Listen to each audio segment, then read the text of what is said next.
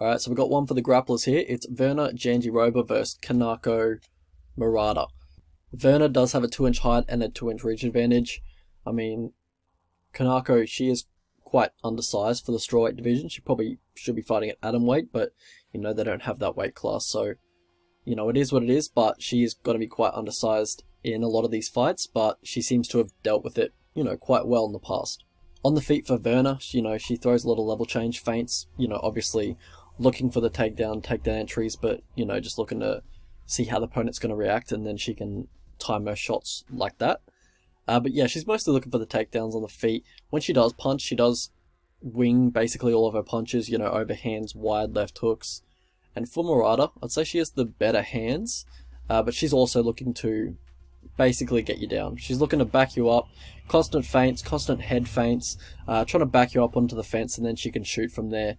But she is quite linear with her movement, and I think that could play into, you know, Virna's wrestling game, because Virna does have some good wrestling. She has really good timing on her blast double leg, and she also drives through that well. She'll, you know, finish the takedowns quite well. She has good technique on her double leg, and I think she's going to be able to hit that double leg if Kanako is coming in on a, you know, a straight line basically every time. Because Virna, yeah, she does have good reads. She makes good reads, sorry, and she has good timing on her double leg. And when opponents try and close distance on Murata, she likes to clinch up when the opponents close the distance. I think a lot of her successful takedowns do happen inside the clinch. When she goes for like a double leg at distance, she doesn't seem to commit to finishing the double leg too often, like on her entries. She seems to just drive it to the fence or work her way up to the clinch, where she starts pummeling and, you know, looking for her trips like there. And yeah, it seems like the clinch where she wants it to be to complete a lot of her takedowns. She gets the over-unders, looks for inside or outside leg trips, lateral drops, but yeah, when she gets the double leg entry, you know, she gets deep on the double leg, and sometimes she'll just kind of abandon it and, you know, go back up to the clinch. So I think, you know, probably she just looks for that entry, the single leg and the double leg entries, just to start a grappling exchange, and then she can, you know, work her clinch game from there because they're in close proximity. Both these guys have quite different styles in top position. I think Murata is more focused on locking down the position than over damage or submissions or whatever. She likes to sit in half guard, lands some short ground and pound, you know, not too much damaging, but she's very focused on controlling the position. If she feels her opponent doesn't have too much off their back, then she will posture up or stand up in the opponent's guard and then look for ground and pound with the straight lefts, because she's a southpaw. But yeah, she's more focused on controlling position, in my opinion.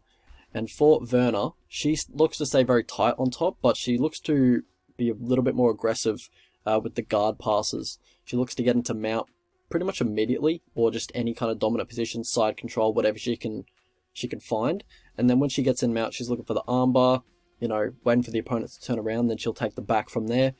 But I would say Virna is better off her back than Murata. So when Murata gets on top, she can put her elbows on the mat or her palms on the mat, and she has let opponents isolate that arm, you know, in the past. So Virna, she does have a very nice armbar off her back. She is the more, you know, skilled Brazilian Jiu-Jitsu practitioner in the matchup. So Murata has to be really careful if she's gonna, that she doesn't continue that habit in this matchup particularly. But also Virna, she has good get-ups, you know, she'll use a guillotine to sweep from bottom, or either, you know, put a guillotine to just break the posture of the opponent and then work her get-ups from there and just try and get back to the feet instead of just reversing it. But in general, she has, yeah, very good Brazilian Jiu-Jitsu and good get-ups. How these guys win fights, so for Virna, we already talked about it, she's a legit Brazilian Jiu-Jitsu black belt. And for Murata, she's very speedy, she's, you know, as I said before, she's very small for the division, but she's very fast, and she gets in range very quickly, gets out of range very quickly. How these guys lose fights, so for Virna, she's not really a stand-up threat. So, you know, if she can't get her takedowns, then it's bound to be a tough fight for her. Alright, so for Virna, past to victory, I think she should look for the double leg when she advances in that linear fashion, as we talked about before. Also, in regards to the clinch, where I believe a decent chunk of this fight could definitely play out, look to be active in the clinch, you know.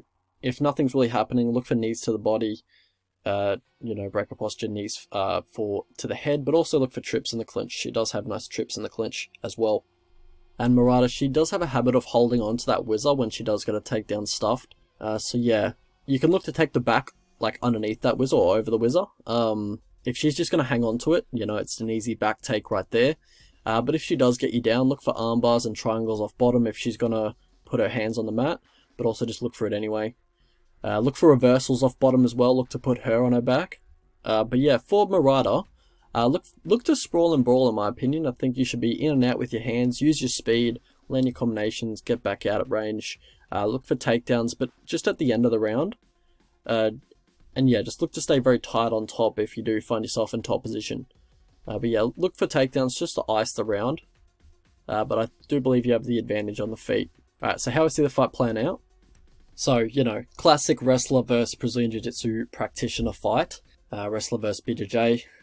Murata showed good submission defense in her Ducote fight when, you know, Emily Ducote was rolling for arm bars off bottom, but you know, Virna's BJJ is just on another level to Ducote's, and constantly letting Ducote isolate an arm and allowing her to get off way too many arm bars from bottom, it's just not a good look when you're about to face someone like Virna. I feel like Murata could sprawl and brawl here, with the clear speed advantage on the feet, the ability to keep it on the feet, but it also seems like she only fights one way, which is with a wrestling heavy attack and, you know, a pressure heavy attack. So I feel like Virna could make it close on the feet, just with busyness, as Kanako tends to have periods of inactivity on the feet, so I feel like she's not going to blow her out on the water, but I feel like she could if she wanted to, but I think that's not how it's going to play out. And I am expecting Murata to wrestle. Both have judo backgrounds. I wouldn't be surprised in the slightest if Virna got Murata down, and if Virna gets on top, Murata's in trouble, whereas if Murata gets on top of Virna, Virna's not in as much trouble as the other way around. I think Virna could probably even control Murata from bottom position and look for submissions off her back. So I don't really I wouldn't really advise Murata to go on the ground with Virna. Like, she could absolutely just go out and just like cruise in top control, but I just don't see that happening. Yeah, I think, you know, Murata's going to be in trouble if she does play on the ground with Virna. But yeah, I think it's quite a compelling fight. You know, both these guys have faced solid competition. I think it's pretty close. I think it's going to be a close fight. I'm going to side with Virna. I think she gets a sub from either bottom position, or she reverses the position and gets a submission from top. She could also just get a reverser takedown of Murata and also get her own takedowns. Like, she does have good takedowns, but I do think she subs Murata at some point in the fight.